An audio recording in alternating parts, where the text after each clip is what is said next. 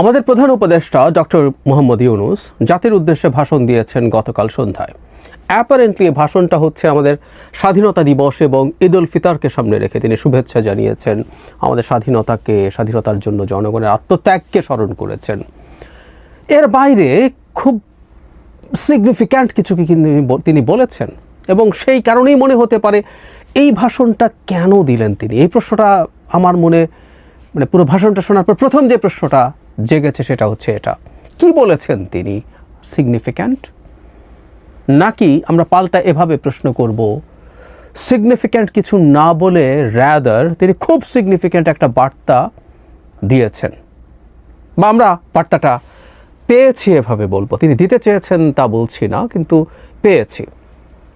আমরা স্পেকুলেট করতেই পারি, ভুলও হতে পারি, কিন্তু আমার মনে হয় যা ভাবছি, যা বুঝতে পারছি তা বলে ফেলা ভালো। ইটস মাই টেক, ভুল হতেও পারে। প্রধান উপদেষ্টার ভাষণটা যারা শুনবেন, 35 মিনিটের একটা দীর্ঘ ভাষণ। এই ভাষণটাকে আমি যদি এক বাক্যে বলি, একটু অফেন্সিভ লাগলেও আমি কথাটা বলতেই চাই। আমরা যদি একটা সমীকরণের মতো করি, প্রধান উপদেষ্টার ভাষণ ইজ ইকুয়াল টু শেখ হাসিনার ভাষণ মাইনাস স্বজন হারানোর বেদনা। শেখ হাসিনা তার ভাষণের শুরুতে তার স্বজন হারানোর বেদনা নিয়ে দীর্ঘ সময় কাটান, কান্নার অভিনয় বা ভান করেন, কারণ এত বছর পরে এগুলো ভান। এর বাইরে প্রধান উপদেষ্টার ভাষণে শেখ হাসিনা তার ভাষণে যা যা করেন ঠিক সেটা করেছেন, কিন্তু দুজন যেহেতু ভিন্ন ব্যক্তি এবং আপাদমস্তকভাবে আলাদা মানুষ। শেখ হাসিনার মতো বিভৎস স্বৈরাচার তিনি তো ননই। ডক্টর ইউনূস অত্যন্ত গণতান্ত্রিক মানসিকতার মানুষ, ফলে তাদের ভাষা, শব্দচয়ন এবং সেটা প্রকাশের ভঙ্গিতে ভিন্নতা আছে। সাউন্ড যে কথাগুলো উনি বলছেন, তার ভয়েসের ইন্টোনেশন, স্ট্রেস ভিন্নতা আছে, তার বডি ল্যাঙ্গুয়েজ, ফেশিয়াল এক্সপ্রেশনের ভিন্নতা আছে। কিন্তু কন্টেন্ট যদি আমরা চিন্তা করি, স্বজন হারানোর বেদনা বাদ দিলে প্রায় একটা শেখ হাসিনার ভাষণ দিয়েছেন আমাদের প্রধান উপদেষ্টা। কেন বলছি, কি ছিল, কি থাকে শেখ হাসিনার ভাষণে, আসলে তাই থাকে। প্রচুর সাফল্যের ন্যারেটিভ, প্রচুর গল্প। শেখ হাসিনা উন্নয়নের গল্প করতেন, এই উন্নয়ন শব্দটা ছিল না, কিন্তু বিভিন্ন ক্ষেত্রে সরকার কি করেছে সেই তালিকা দেওয়ার চেষ্টা। এবং আমার কাছে মনে হয়েছে যে তালিকাটা লম্বা করার জন্য এমন বিষয় ওখানে দেওয়া হয়েছে যেটা প্রধান উপদেষ্টার মুখে বলার কোনো কারণ ছিল না। আমি আসবো সেই জায়গায়। আর কি থাকে, সমালোচনা। শেখ হাসিনা সরকারের সমালোচনা হয়েছে। শেখ হাসিনা এর আগে বিএনপি সরকার কি করেছে সেই সমালোচনা করতেন।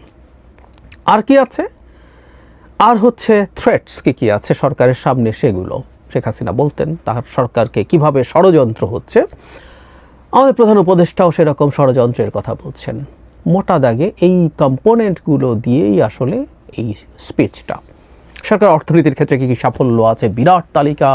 মূল্যস্ফীতির কী অবস্থা, ব্যাংকিং সেক্টরে কি করা গেছে, এই রমজানে কি পরিস্থিতি হয়েছে, কতটা কমফোর্টেবল মানুষ ছিল, এক্সপোর্ট কতটা বেড়েছে, রেমিটেন্স কীভাবে বেড়েছে। এবং খুবই আন্তরিকভাবে তিনি এই সব কিছুর জন্য জনগণকেও ধন্যবাদ দিয়েছেন। এটা বুঝতে হবে, এটা ডক্টর ইউনূস উনি ওন করেন, এটা বাস্তবেই ফিল করেন। প্রচুর সরকারের সাফল্যের তালিকা এর মধ্যে এসে হাজির হয়েছে। নারীদের জন্য কি করা হচ্ছে, বিনিয়োগকারীদের জন্য কি করা হচ্ছে, কি ইনভেস্টমেন্ট সামিট হতে যাচ্ছে, সেখানে কারা কারা আসতে পারেন, কত বিনিয়োগ পাওয়া যেতে পারে।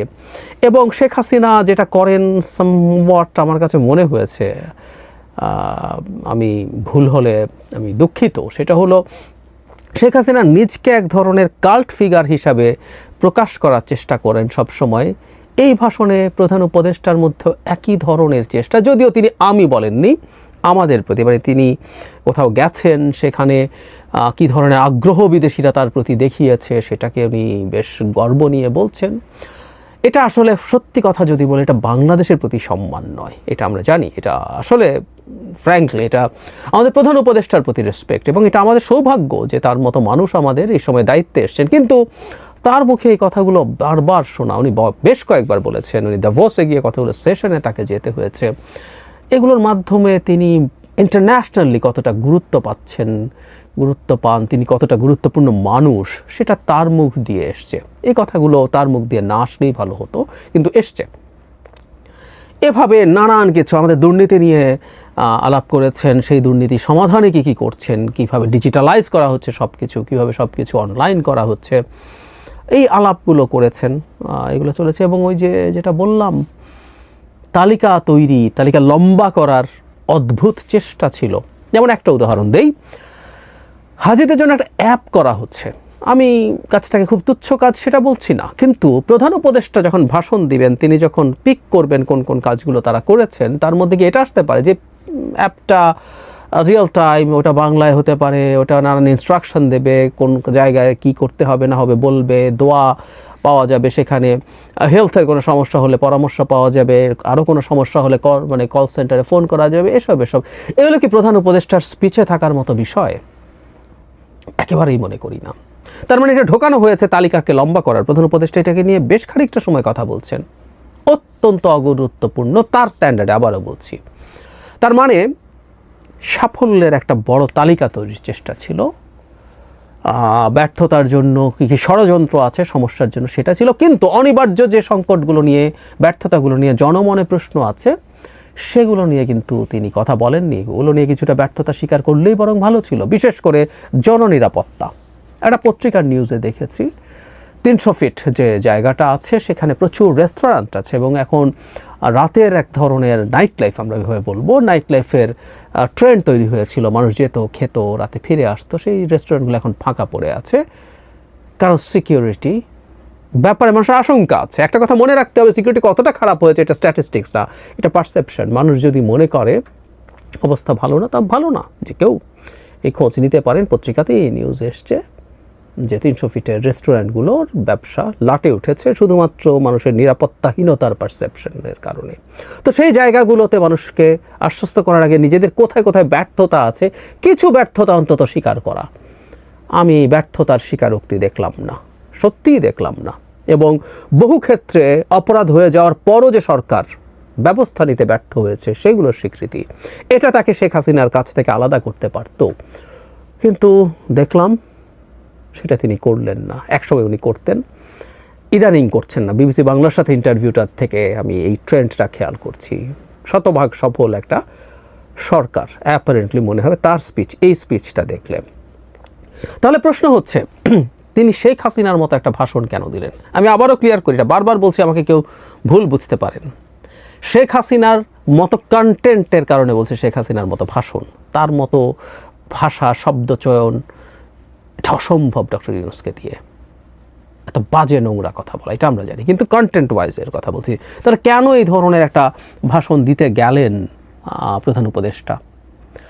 যখন উনি ভাষণ দিবেন বলে সিদ্ধান্ত জানিয়েছিলেন, নিউজটা আমরা দেখলাম, আমি হঠাৎ করে ভাবলাম কি কোনো বিশেষ দিন? সাধারণত এই ধরনের সরকার তাদের 6 মাস পূর্তি, 1 বছর পূর্তি, এই ধরনের বা কখনো খুব গুরুত্বপূর্ণ কোনো মেসেজ দিতে যাবেন, সেই কারণে আসছেন। কোনো অস্থিরতা হচ্ছে বা সরকার কোনো একটা খুবই ডিসাইসিভ, খুবই সিগনিফিক্যান্ট ডিসিশন নিয়েছেন, এমন কিছু জানাতে চান যেটা খুবই গুরুত্বপূর্ণ। সো আমরা অনেকে আগ্রহ করে বসেছিলাম।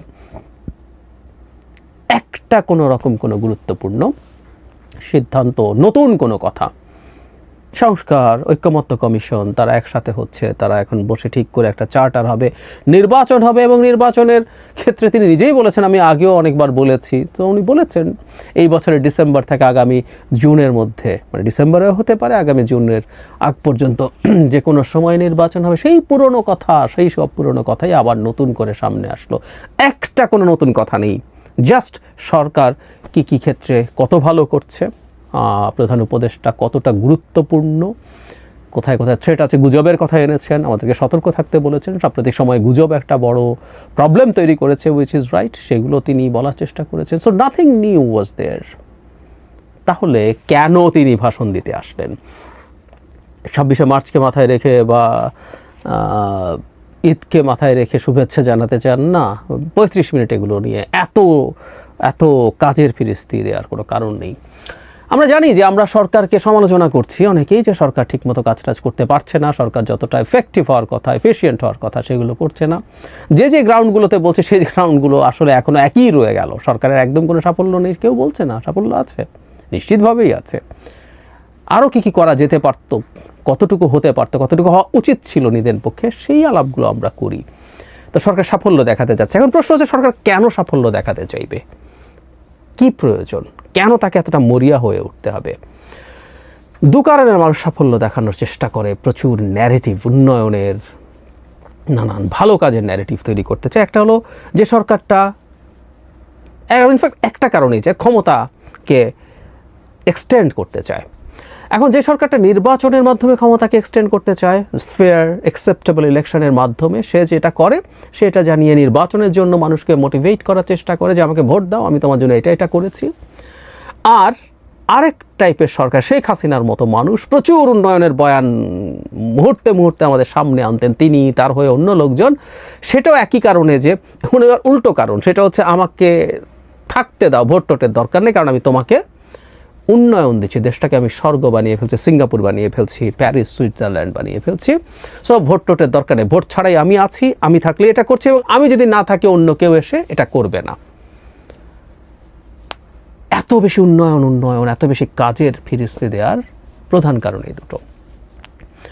এই সরকার তো নির্বাচন করছে না, ফর শিওর। তাহলে আরেকটা প্রশ্ন যেটা আসে, এই সরকার কি তার ক্ষমতা আরও দীর্ঘায়িত করতে চাইছে নির্বাচন না দিয়ে? এই প্রশ্নটা আমি করলাম, খুব সফটলি করে রাখলাম, কারণ মনের মধ্যে প্রশ্নটা এসছে, প্রশ্নটা তুলে রাখা দরকার আছে। না হলে কেন একটা সরকার অনেক ভালো কিছু করছে এই ন্যারেটিভ মানুষের সামনে আনতে হবে? এই বছরের মধ্যে খুব ভালোভাবে নির্বাচন হয়ে যাওয়া সম্ভব, এবং সকল বড় প্যাকেজের সংস্কার হলেও এই বছরের মধ্যে নির্বাচন হওয়া সম্ভব, খুব ভালোভাবে সম্ভব। এটা নিয়ে তো খুব স্পষ্ট রোড ম্যাপ চলে আসতে পারতো, আসেনি তো। আর বড় প্যাকেজ বাদ দেই, বিএনপি খুব ক্লিয়ারলি বহুদিন থেকে, প্রথম দিন থেকে বলছে, আজও বলছে, যে তারা বড় প্যাকেজের সংস্কার চায় না, তারা সংক্ষিপ্ত সংস্কার চায়, শুধুমাত্র নির্বাচনের সাথে রিলেটেড সংস্কারগুলো চায়, তারপর নির্বাচন চায়। এতে বিএনপির সমালোচনা হচ্ছে, অনেকে করছেন। এনসিপি বিএনপির সংস্কার প্রস্তাবনা নিয়ে তার অবস্থানকে ক্রিটিসাইজ করছে, ফাইন, রাজনীতিতে এগুলো হবে, এগুলো হওয়াই উচিত। কিন্তু ও তো বলেছে, সো যদি ন্যূনতম সংস্কার চায় তাহলে ডিসেম্বরে নির্বাচন না কেন, তার রোড ম্যাপ কেন না? এ সরকারের কাজ হচ্ছে এখন নির্বাচনের দিকে দেশকে নিয়ে যাওয়া। সে কত উন্নতি করছে সেটা রীতিমতো প্রধান উপদেষ্টার মুখ দিয়ে বলানোর তো কোনো প্রয়োজন আমি দেখি না, একেবারেই দেখি না। কেন তাহলে এটা? দেশের নির্বাচন কবে হবে, কী হবে, নানান গুজব চারদিকে ছড়িয়ে। যে গুজবের কথা প্রধান উপদেষ্টা বললেন, উনি ওনার মুখে এই স্পিচেই বলেছেন ডিসেম্বর থেকে জুনের নির্বাচনের কথা, কিন্তু পরিস্থিতি যদি এমন ঘোলাটে করে ফেলা হয়, ফলে চেষ্টা তো হচ্ছেই, দেখছি আমরা, যে সে নির্বাচনের দিকে যাওয়ার চাইতে তখন আবার নতুন বয়ান তৈরির সুযোগ হয় যে নির্বাচন তো হওয়ার কথাই ছিল, কিন্তু এই পরিস্থিতিতে, এই প্রেক্ষাপটে কি সম্ভব? যোগ করবো জনাব নাহিদ ইসলামের একটা কথা, আপনাদের অনেকে নিশ্চয়ই মনে আছে, এনসিপির আহ্বায়ক, দেশের আইনশৃঙ্খলার অবস্থা এবং আইনশৃঙ্খলা রক্ষাকারী বাহিনীর অবস্থা নির্বাচন 1 বছরের মধ্যে করতে পারবে সেই অবস্থা নেই বলে অলরেডি আওয়াজ আছে। সো আইনশৃঙ্খলা যদি এমন জায়গায় চলে যায়, দেখানো যায় অ্যাটলিস্ট, নির্বাচন হবে? এই প্রশ্নগুলো নানানভাবে আসছে, এবং আমরা একটা ডেলিবারেট চেষ্টা দেখছি দেশে একটা অ্যানার্কি তৈরি করার, দেশকে ডিস্টেবিলাইজ করার চেষ্টা করার, এবং অনেক ক্ষেত্রেই এমন সব জায়গায় এমন সব ঘটনা ঘটছে যেগুলোতে খুব স্পষ্টভাবে মনে হয় সরকারের একটা অংশ এই চেষ্টার সাথে, এই ডেলিভারের প্ল্যানিংয়ের সাথে এবং এক্সিকিউশনের সাথে জড়িত। হ্যাঁ, আমি স্পষ্টভাবে বলেছি কোন কোন জায়গাগুলোতে হয়। আমি নিশ্চিত যে ভবিষ্যতে একই ধরনের আরও ঘটনা ঘটবে। সো ওই ধরনের পরিস্থিতির সাথে সরকার ভীষণ সফল, এই আলাপ সামনে আনা, সফল সরকারের কি অনেক দিন ক্ষমতায় থাকতে হবে, বা কেউ কোনো জায়গাতে আওয়াজ উঠুক, কারণ এই আওয়াজও ওঠা শুরু করছে, ডক্টর ইউনূসের সরকার 4-5 বছর থাকতে হবে, ইভেন্ট খোলা হচ্ছে, এগুলোকে উস্কে দেওয়ার জন্য। আমি আমার চিন্তাটা জানিয়ে রাখলাম, এই প্রশ্নগুলোর জবাব আমরা ধীরে ধীরে পেতে শুরু করব। আমি যদি ভুল প্রমাণিত হই, যে প্রশ্নগুলো করেছি এগুলোর উত্তর যদি না হয়, উইল বি ফাইন, কিন্তু উত্তর যদি হ্যাঁ হয়, আমাদের কপালে খারাপই আছে।